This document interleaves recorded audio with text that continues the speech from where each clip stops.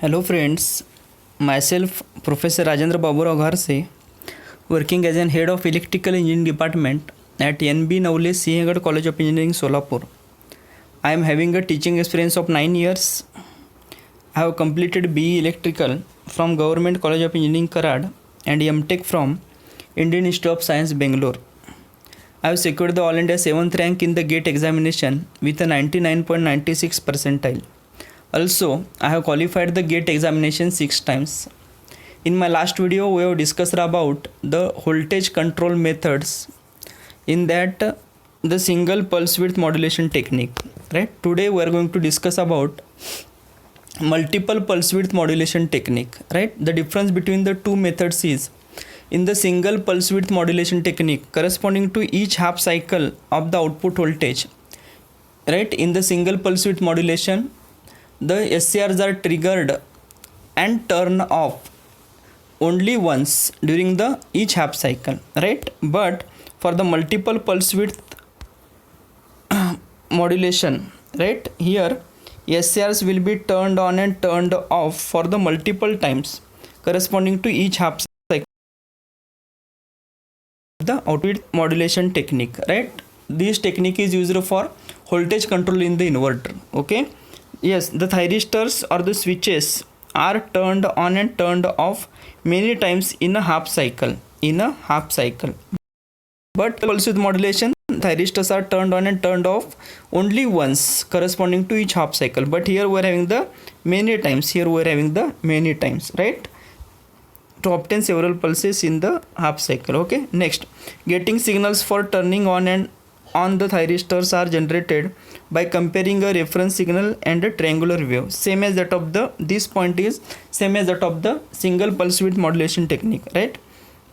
The thyristors are turned off by a forced commutation technique. Okay. Next, so here we are having multiple pulse width modulation. Okay. Same again. VR, that is a reference wave. It is a square wave, right? VC, that is a carrier wave voltage. It is a triangular wave, right? Here, the frequency of the reference wave is the FC we have considered, and the carrier wave is the frequency of the carrier wave is FC, and the frequency of the reference wave is FR. Okay. Next, so here when VC is greater than VR, right? VC greater than VR. Yes.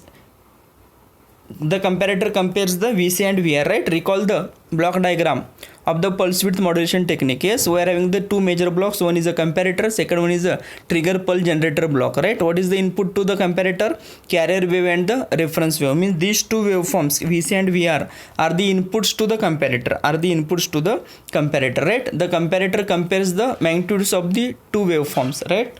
VC and VR, and accordingly the comparator generates the signal, right? And depending on the output of the comparator, the trigger pulse generator circuit generates the trigger pulses, right? So here same, when VC is greater than VR, yes, the comparator generates the logic high, and due to that the trigger pulse generator will generates the triggering pulses to the respective SCRs or the respective switches. Suppose we are having the full bridge inverter, right? We are having in the full bridge inverter, recall the circuitry, we are having the four switches S1, S2, S3, S4. Okay, so when VC becomes greater than VR, yes, S1, S2 are turned on, and when VC becomes less than VR, S1, S2 are turned off. Again, when VC becomes greater than VR, S1, S2 turned on. At this instant, S1, S2 turned off. Here S1, S2 turned on, here S1, S2 turned off. S1, S2 turned on, S1, S2 turned off. When S1, S2 are in the on state, in the output will be getting EDC. Right? So next, this will continue till this instant. After that, again, for developing the or for getting the negative half cycle, yes, when VC becomes greater than VR, magnitude, right? S3, S4 turned on, here S3, S4 turns off. Again S1, S3, S4 turns on, S3, S4 turns off, S3, S4 turns on, S3, S4 turns off, and so on here. So during this interval, S1, S2 are in the on state and turned on and turned off several times. During this instant, yes, S1, S3, S4 are turned on and turned off several times. Are you getting the point? The difference between the two, right? S1 is turned on, S1 is turned off, right? Same, multiple times we are turning on the switches and multiple times we are turning off the switches corresponding to each half cycle. So that's why it is a multiple pulse width modulation. Okay, now consider, yes, for a carrier signal the pulse width is, consider for a carrier signal the pulse width is 1 by fc, right, where fc is the carrier wave frequency, so carrier wave is nothing but your reference wave, right? So frequency of the carrier wave is fc, right? Frequency of the carrier wave is fc, right?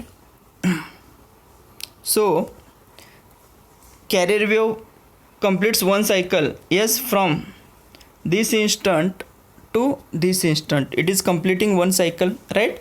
So frequency is fc, so what is the time taken to complete one cycle? It is a 1 by fc, right? So can we say that for the, sorry, this is for reference wave, it is actually 1 by fr, okay? So for carrier wave 1 by fc is nothing but this time interval, okay? 1 by fc.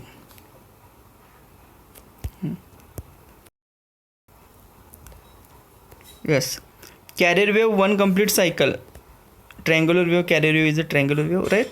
So for carrier wave one complete cycle means this instant, this indicates one complete cycle of the carrier wave,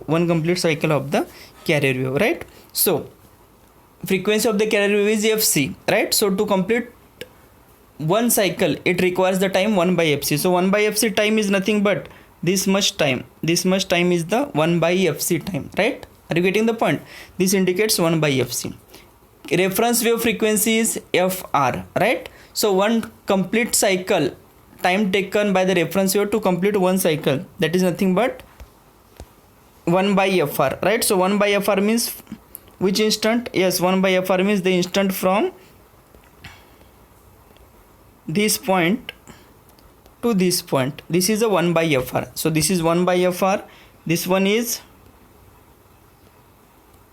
1 by fc. Are you getting the point? This is a 1 by fc, and this one is 1 by fr, okay? Sorry, 1 by fr, right? So next, so here carrier wave one complete cycle means only this much. Are you getting the point? It is not like that from here to here, right? So we are just simply developing the multiple times the triangular wave, and again after that from here to here we have simply inverted it, okay? So this is 1 by fc and 1 by fr, right? So to complete half cycle of the reference wave we require only this much time, right? What is this time? This time is 1 by 2 fr, right?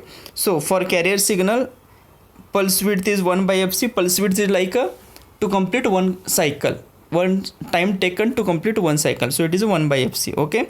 So for reference signal width of the half is 1 by 2 fr, right? So number of pulses per half cycle in general. Now here in this example we have considered the 4 pulses, but in general suppose we are having the p number of pulses, okay? So number of pulses per half cycle, okay? So if you check corresponding to each pulse of carrier wave we are having one pulse in the output, right?